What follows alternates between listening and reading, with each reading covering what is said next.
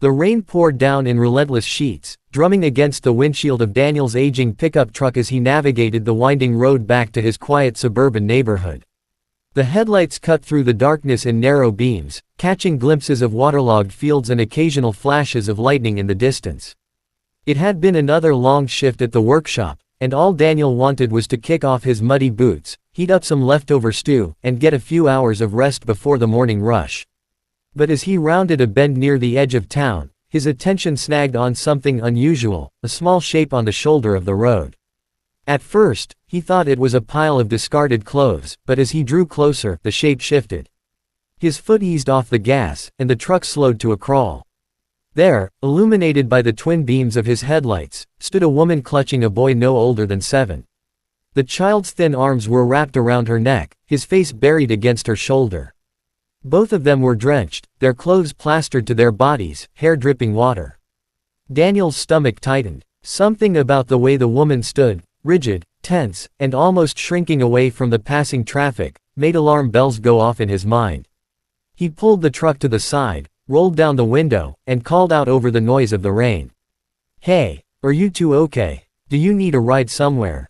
The woman hesitated, her eyes darting to the dark road behind her as though expecting someone to appear. She didn't answer right away, but Daniel caught a glimpse of her face in the light. A purplish bruise shadowed her cheekbone, and her lower lip was slightly swollen. She adjusted the boy in her arms, holding him closer, almost like a shield. "It's all right," Daniel said quickly, raising his hands in a placating gesture. "I'm not going to hurt you. You'll catch your death out here in this weather. Please, let me give you a lift." For a moment, it looked like she might refuse. Her grip on the boy tightened, and she glanced down at him, as if silently asking for his opinion. The boy peeked over her shoulder, his big brown eyes meeting Daniel's for the briefest moment before he shivered violently against the cold. That seemed to make her decision for her. "Just, somewhere dry," she murmured, her voice hoarse from cold, or maybe from something else. Daniel leaned over and pushed open the passenger side door. "Hop in. I'll get you out of this rain." She climbed into the truck, helping the boy into the seat before sliding in beside him. Water dripped onto the cracked leather seats, and the faint scent of damp earth and rain filled the cab. Daniel shrugged off his coat, a worn but thick flannel-lined jacket, and draped it over the boy's shoulders. "You can wrap him up in that until we get home," he said gently. "I'm Daniel." The woman hesitated before answering, as though the simple act of sharing her name was a risk. "Emily," she said at last. "And this is Lucas." Daniel gave them both a reassuring nod before shifting the truck back into gear. As the wipers fought to clear the rain, he glanced at them out of the corner of his eye. Emily kept her gaze fixed on the passing darkness, one hand stroking the boy's damp hair in slow, rhythmic motions. Whatever had brought them to that lonely stretch of road, Daniel knew it wasn't something simple. He also knew one thing for certain: he couldn't just leave them to face it alone. Daniel's house was modest, 2 small bedrooms, a living room that doubled as a dining space, and a kitchen just big enough for one person to move around comfortably. But it was warm, and tonight, that warmth seemed to wrap itself around the soaked strangers the moment they stepped inside. The faint scent of pine from the old wooden walls mixed with the aroma of freshly brewed coffee, still lingering from earlier in the evening. Emily stepped hesitantly into the living room, her arms still hovering protectively around Lucas even though the boy was already looking around with wide-eyed curiosity. The lamplight cast a soft golden glow over the worn couch, the stack of books on the coffee table, and the slightly crooked picture frames on the wall, snapshots of Daniel with a little girl who looked about Lucas's age, smiling in various outdoor settings. "You can put your things over there by the heater," Daniel said, pointing toward a small portable unit humming softly in the corner. "Let's get you both warmed up." Emily nodded and helped Lucas out of his damp coat, then knelt beside him to remove his sneakers. The socks underneath were soaked through, and she peeled them off carefully, as if worried about hurting him. She set them by the heater and began rubbing his small feet with the edge of a towel Daniel had brought. Lucas looked up at her, and she gave him a small smile before turning her attention back to her task. In the kitchen, Daniel busied himself with pulling out a pot and filling it with water. The clink of utensils and the soft hiss of the stove offered a comforting background noise. He found some leftover vegetable soup in the fridge and poured it into the pot, adding a bit more seasoning as it warmed. Every so often, he glanced toward the living room.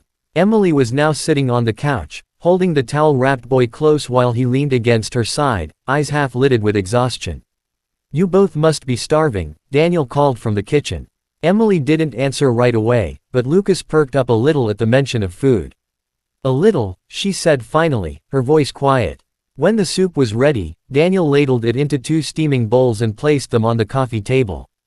"Careful, it's hot," he said, setting a spoon beside each bowl. "I've also got some bread. Not fancy, but it'll fill you up." Emily murmured a thank you, helping Lucas with his spoon. The boy's small hands wrapped around the bowl, soaking in its heat before taking a cautious sip. A faint smile tugged at his lips, and he dug in more eagerly after the first taste. Daniel settled into the armchair across from them, sipping his own coffee. He didn't ask questions right away, though he wanted to. There was a guardedness about Emily, the way she avoided eye contact for too long, the way she flinched at the sound of wind rattling the windows, that told him she wasn't ready to talk. Instead, he tried a lighter approach. "Lucas, you like board games? I've got a couple my daughter used to love. Might be more fun than just sitting around." Lucas looked up at him and nodded shyly. Emily glanced at Daniel, as if assessing his intentions, then gave a faint nod of approval. Daniel took that as permission and fetched an old checkers set from the shelf. Soon, Lucas was giggling softly at Daniel's exaggerated groans when he lost pieces on purpose. For the first time that evening, the heaviness in the air lifted, just a little. Emily's shoulders relaxed as she watched her son laugh, and Daniel noticed the change. He didn't know what their story was yet, but he could feel it was something they'd been carrying for far too long. Tonight, though, they were safe, and for now, that was enough. The days that followed settled into a quiet rhythm, as if Daniel, Emily, and Lucas had been living together far longer than just a week. The rain that had driven them into his life eventually gave way to crisp winter sunlight, streaming through the small kitchen window each morning as Daniel brewed coffee and Emily prepared tea. Lucas, with his boundless energy, often padded into the kitchen in his socks, clutching one of Daniel's mismatched mugs filled halfway with milk, his cheeks still flushed from sleep. It was during these small, ordinary moments that Daniel began to notice the subtle things, the tiny cracks in the image Emily seemed to want to present. She was polite, grateful, and eager to help around the house, but there was an unshakable sense that she was out of place here, like someone who had wandered into a life she didn't quite know how to live. The first hint came at the grocery store. Daniel had taken them both along to restock supplies, thinking it might be nice to let Lucas pick out a snack or two. As they walked the aisles, Emily reached for certain items without hesitation, brands Daniel only ever saw locked behind glass at specialty stores, the kind that cost triple what he'd usually spend. When he gently suggested a cheaper alternative, she froze for half a second, her eyes flickering as if she'd just remembered where she was. "Right, of course," she said, forcing a smile and putting the expensive jar back. Later, over lunch, Daniel noticed the way Lucas held his spoon. Not the casual, sometimes messy way most kids did, but with careful, almost practiced movements. And when Daniel's radio played a French song, Lucas sang along softly under his breath, the words rolling off his tongue as naturally as if he'd grown up speaking them. Daniel had never met many kids who could switch languages mid-sentence without even realizing it. There was also the watch. Daniel had spotted it one evening while Lucas was sitting cross-legged on the floor, building a tower out of mismatched Lego bricks. It was small, clearly designed for a child's wrist, but its face was made of a deep blue enamel, and the delicate hands glimmered faintly in the lamplight. The leather strap was worn but not cheap. It didn't look like something you'd find in a department store, more like a custom piece, maybe even an heirloom. When Daniel asked about it, Lucas simply said, "It was Daddy's," and went back to his tower. Emily, overhearing, tensed ever so slightly, though she said nothing. Despite all these signs, Daniel didn't push. He figured people had their reasons for keeping things close, and it wasn't his place to pry. Still, the curiosity lingered in the back of his mind. Whoever Emily and Lucas were before that rainy night, they hadn't been living in a place like his neighborhood, and they certainly hadn't been worrying about the price of bread. In the evenings, after Lucas went to bed, Daniel sometimes found Emily sitting at the kitchen table with a cup of tea, staring at nothing in particular. The lamplight would cast soft shadows across her face, and in those moments, she seemed both relieved to be safe and weighed down by something she couldn't put into words.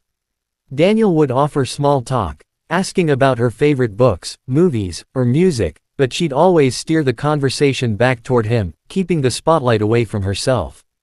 It became clear that the life Emily had known before was a world apart from his own. But whatever that life had been, it was behind her now, at least for the moment. And Daniel, without quite realizing it, had already made up his mind. He was going to protect that fragile peace for as long as he could. It was a bright, cold afternoon when the truth first began to edge its way into Daniel's quiet home. Lucas was playing at the park down the street, his laughter carrying faintly over the crisp winter air. Daniel sat on a nearby bench, sipping from a thermos of coffee and keeping a watchful eye on the boy as he clambered over the jungle gym. Emily had stayed home, saying she needed to catch up on some rest. The park wasn't busy, just a few parents with toddlers bundled in puffy coats, and a couple of teenagers tossing a football at the far end. Daniel was content to sit and let the sun warm his face when a shadow fell across him. "You're Daniel, right?" Daniel looked up to see a man in an impeccably tailored charcoal suit standing over him. The stranger's hair was slicked back, his polished shoes spotless despite the gravel path. Everything about him screamed money and authority. "Depends on who's asking," Daniel said slowly, lowering his coffee. The man gave a polite but tight smile and extended a business card. "My name is Richard Harlow. I'm a private investigator. I've been searching for a boy I believe is in your care." Daniel didn't take the card. "You should probably leave now." Richard's gaze didn't waver. "I'm not here to cause trouble. But I need you to understand, Lucas isn't just any child. He's the missing heir to the Wainwright fortune. His grandfather, Victor Wainwright, is one of the wealthiest men in the country. There's been a legal battle over his guardianship since his father passed away." Daniel's grip on the thermos tightened. "You're saying Emily's his mother?" "Yes," Richard replied, his tone softening. "But it's more complicated than that. There are people in the Wainwright family who would stop at nothing to control the boy's inheritance. Emily ran because she knew staying meant losing him, or worse." Daniel's stomach turned. The bruise on Emily's face when he first met her suddenly seemed more sinister, the constant glances over her shoulder more telling. He'd thought she was escaping some violent partner, but this was bigger, messier. "Why are you telling me all this?" Daniel asked, his voice low. "Because if you care about them, you'll be careful," Richard said, lowering his voice as well. "Victor Wainwright is determined to bring his grandson back into the family fold, and there are others who don't share his restraint. I've heard whispers about people being paid to track them down. They won't stop until they have the boy." Daniel's eyes flicked to the playground. Lucas was now on the swings, pumping his small legs to climb higher, his laughter pure and unguarded. The thought of anyone tearing that joy away from him sparked something fierce in Daniel's chest. Richard slipped the card into Daniel's jacket pocket himself. "Call me if you want to know more. But keep them safe, Mr. Cole. The wrong person finding them could be dangerous, for all of you." With that, the man turned and walked away, his polished shoes crunching on the gravel until he disappeared around the park's entrance. Daniel sat there for a long moment, the winter air suddenly feeling sharper against his skin. He looked back at Lucas, still laughing, still unaware of the shadow looming over him. Whatever Emily had been running from, it was now closer than ever. And Daniel knew, deep in his bones, that his life had just become tied to theirs in a way he couldn't undo. That evening, the air in the house felt heavier than usual. Daniel had said nothing to Emily right away, but the words of the man at the park lingered in his mind, clinging to him like a cold draft. Lucas was in the corner of the living room, building a fort out of blankets and couch cushions, his giggles a fragile contrast to the tension knotting Daniel's shoulders. Emily moved quietly in the kitchen, her footsteps soft, as though trying not to disturb anything. When Lucas finally retreated into his fort with a flashlight and a book, Daniel joined her. She was standing by the sink, staring out the window into the dark yard, her hands gripping the edge of the counter. Her hair fell forward, hiding part of her face, but he could see her jaw tightening. "I met someone today," Daniel began carefully. "At the park. Said he was a private investigator." Her back stiffened. Slowly, she turned to face him, her expression guarded. "What did he want?" He told me who Lucas is. Who you are. Daniel kept his voice gentle, but he didn't look away. Said Lucas is the heir to the Wainwright fortune, and that's why you've been running. Emily closed her eyes for a long moment, her breath trembling as she let it out. I hoped we had more time before this caught up to us. She sank into one of the kitchen chairs, her hands curling into fists in her lap. It's true. My late husband, Michael, was Victor Wainwright's only son. We were married for 5 years before he died, suddenly. They called it an accident, but I never believed that. After the funeral, Victor made it very clear that Lucas would be raised by the family, and that I wouldn't be part of the picture. Her eyes hardened, a quiet fire burning behind them. I know what that family is capable of. Money isn't just power to them, it's control. Lucas isn't just a boy to them, he's a legacy, a piece of property to be managed. I couldn't let them take him. Daniel sat down across from her. So you ran. I had to, she said, her voice breaking slightly. I left everything, our home, our friends, my own family. I've been staying in motels, moving from city to city. I thought maybe if I kept my head down, they'd stop looking. But they won't. They have resources I can't even begin to match. Daniel leaned back, his mind racing. He wasn't a wealthy man, or a powerful one. But he had something that didn't come with money, an unshakable sense of loyalty. Emily, I don't care what they have. No one's taking that boy from you. Not while I'm around. Her eyes filled with tears, but she blinked them back, shaking her head. You don't understand, Daniel. This isn't just about hiding. They'll come after anyone who helps us. I can't let you get hurt because of us. Daniel reached across the table and took her hand firmly. It's too late for that. You and Lucas are here now. That makes you my responsibility. For a moment, neither of them spoke. The only sound was the muffled laughter of Lucas from inside his blanket fort. Outside, the wind rattled the window panes, and somewhere in the distance, a car engine passed by, its sound fading into the night. Daniel glanced toward the door, his jaw set. He knew there were people out there who wanted to rip this fragile new family apart. But he also knew something else. If they came knocking, they'd have to go through him first. Tonight, he would keep watch, and tomorrow, he would start figuring out just how to fight back.